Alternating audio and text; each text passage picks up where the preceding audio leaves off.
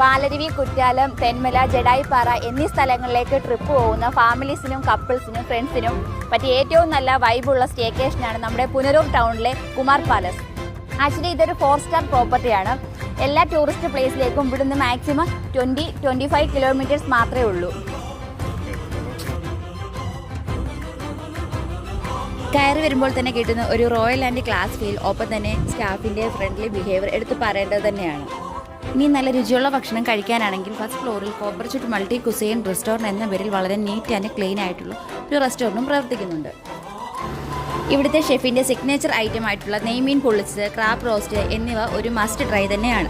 ഇതുകൂടാതെ എല്ലാ sea food ഐറ്റംസും, അറബിക്, ചിക്കൻ, ബീഫ് ഐറ്റംസും ഇവിടെ ലഭ്യമാണ്.